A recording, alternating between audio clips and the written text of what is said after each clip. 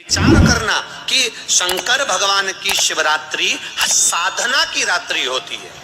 शंकर भगवान की शिवरात्रि एक आराधना की रात्रि होती है। हमने पहले भी कथाओं में कहा, हर महीने शिवरात्रि आती है, प्रत्येक महीने शिवरात्रि पड़ती है, और प्रत्येक महीने की शिवरात्रि पर अगर आपसे बन सके, आप दुनिया में अगर आपके पास में लोग कहें कि ये बहुत गरीब व्यक्ति है, बहुत साधारण व्यक्ति है, इसके पास धन नहीं है, वैभव नहीं है, सत्ता नहीं है, इसके पास खुद का मकान नहीं है, इसके पास खुद की प्रॉपर्टी नहीं है, इसके पास खुद की दुकान नहीं है, दूसरे के यहाँ काम करता है, इसके पास कुछ भी नहीं है, हम उनसे कहेंगे 12 महीने शिवरात्रि आती है, 5 जगह पर चढ़ाई हुई बेलपत्र, आप एक वर्ष 12 शिवरात्रि का एक नियम ले लो, 5 जगह पर बेलपत्र समर्पित करना सीख जाओ। एक बेलपत्र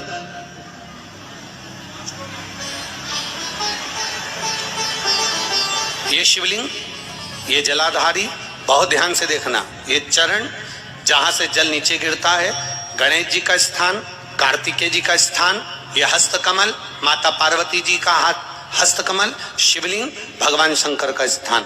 ऊपर से जो एक एक बूंद जल शिवलिंग के ऊपर गिर रहा है, शंकर भगवान की 5 बेटियां जया, विषहरा, शामरीबारी, दौतली, देव, बीच में जो एक मोटी सी लाइन है वो शंकर भगवान की छोटी लड़की, क्या नाम है?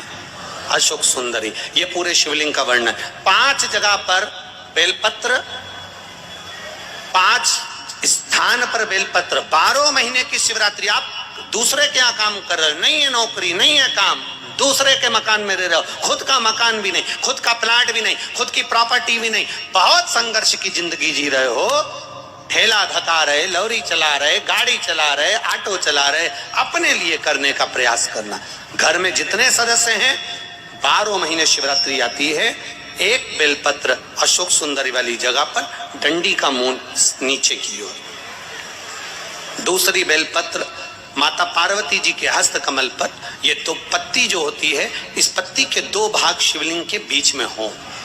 तीसरी बेलपत्र भगवान शंकर के शिवलिंग पर, डंडी का भाग आपके विपरीत दिशा में हो, विपरीत दिशा। चौथी बेलपत्र भगवान शंकर का जहां से जल बहकर जाता है, जमीन पर जो जल बहता है, जमीन पे से जो जल बहकर जाता है, चौथी बेलपत्र उस जमीन के जल पर जहां से वो पानी बहकर जा रहा है, पूरे शिवलिंग को छोड़कर जहां से पानी जमीन पर बहकर जा रहा है उस स्थान पर। और 5वीं बेलपत्र नंदी का जो पांव ऊपर उठा हुआ है, उस पांव के पास में 5वीं बेलपत्र समर्पित करना। एक शिवरात्रि से लेकर 12 शिवरात्रि जो 1 वर्ष तक कर लेता है, 1 वर्ष अपनी कड़ी मेहनत के साथ में मेहनत पूरी करना। और ये 5 बेलपत्र हर महीने जो शिवरात्रि आती है उस पे समर्पित करना प्रारंभ कर दीजिए और मेहनत करना प्रारंभ कर दीजिए। आपको आपके कर्म का फल मिलेगा। साल भर के अंदर आप अच्छे बनकर बैठ सकते हैं। पार्थिव शिवलिंग का निर्माण सावन के महीने में अगर आप शिवलिंग बनाते हैं, सोमवार को शिवलिंग बनाते हैं, तो नियम ध्यान रखिएगा महाराज, लिंग पुराण से है इसका नियम ध्यान रखिए। क्या करना है? मिट्टी को लाना है, जल का छींटा देना, छींटा जरूर देना है, घर में लेकर आए और जल का छींटा होना जरूर है। 2 दिन तक 3 दिन तक मिट्टी रखी हुई है और उसके बाद अगर आपने पानी का छींटा नहीं दिया है और आपने डायरेक्ट मिट्टी को गला दिया और उसके बाद बनाया, तो उसका कोई प्रमाण नहीं। जल का छींटा अवश्य, फिर उसको रख दें। 15 दिन बाद बनाओ, 4 दिन बाद बनाओ, 3 दिन बाद बनाओ, 2 दिन बाद बनाओ। शिवलिंग जब बनाओ तब उस मिट्टी को, जो कलश आपने रसोई घर में रखा है चावल का दाना रखकर प्लेट के ऊपर, अर्थात उस कलश का जल उस मिट्टी में थोड़ा सा डालिए। क्यों डाला जाता है उसका भी भाव वर्णन किया है। अब भविष्य पुराण, स्कंद पुराण और अग्नि पुराण, इन तीनों से ले लिया गया, वर्णन किया गया। जब उस कलश का जल हम डालते हैं तो उस कलश में पितरों का भाव आ जाता है, अन्नपूर्णा का भाव हो जाता है, घर में लक्ष्मी का भाव हो जाता है, संपदा का भाव हो जाता है। पूरे 24 घंटे के अंदर एक क्षण के लिए रसोई घर में 33 कोटि देवता आते हैं, तो वो देवता का सारा भाव उस कलश के अंदर आ जाता है। और वो जल जब हम उस मिट्टी में मिलाते हैं तो गंगा, यमुना, सरयू, सरस्वती, ये 33 कोटि देवता में, तो इन सब का आनंद उस जल में आ जाता है। और वो जल जब हम मिट्टी में मिलाते हैं तो मिट्टी पवित्र हो जाती है, स्वयं कैलाश अधिपति को स्वीकार करने के लायक हो जाती है, निर्मित करने के लायक हो जाती है। अब शिवलिंग का निर्माण कैसे करना? मिट्टी में गला दिया पानी में। सबसे पहले शिवलिंग बनाने से पहले पात्र जो होता है उसके नीचे एक बेलपत्र रखी जाती है। क्या रखना है? एक बेलपत्र।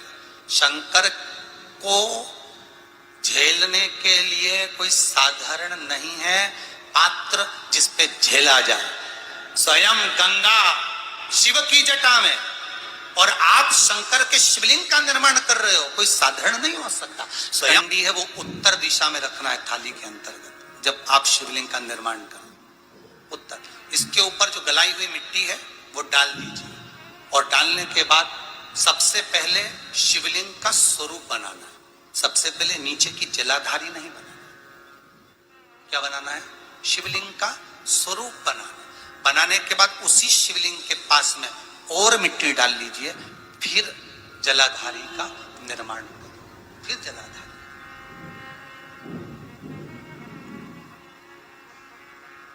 शिवलिंग जलाधारी निर्मित हो गई।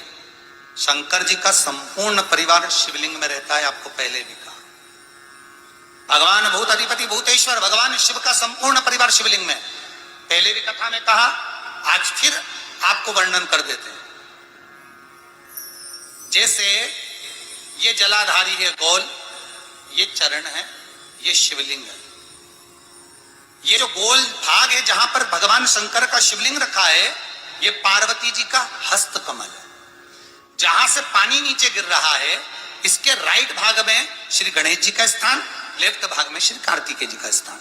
बीच में जो एक मोटी सी लाइन होती है जलाधारी में, वो पार्वती जी के सुंदर पुत्री अशोक सुंदरी का स्थान।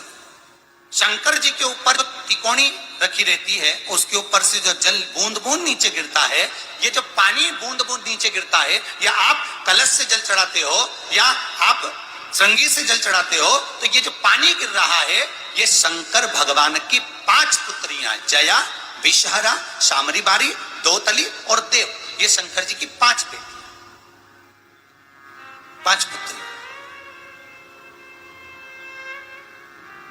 कार्तिकेय भी है, गणेश भी है, अशोक सुंदरी भी है, शंकर जी की 5 बेटियां भी हैं, शंकर भी है और पार्वती भी। अर्थात शिव जी के परिवार में आपको गणेश जी की पूजन अलग करने जाने की जरूरत नहीं पड़ेगी। शंकर के परिवार में पार्वती जी की पूजन अलग करने जाने की जरूरत नहीं पड़ेगी। कार्तिकेय की पूजन अलग जाकर करने की जरूरत नहीं है। शंकर का परिवार शंकर के शिवलिंग के साथ में उस जलाधारी में संपूर्ण परिवार शंकर का विराजमान है। संपूर्ण परिवार, कुछ भी नहीं, संपूर्ण और पूरा परिवार है महाराज। फिर वही बात आई, ध्यान दीजिएगा, जिस व्यक्ति को नींद ना आवे, रात्रि को सोते समय टेबलेट खाने की जरूरत नहीं।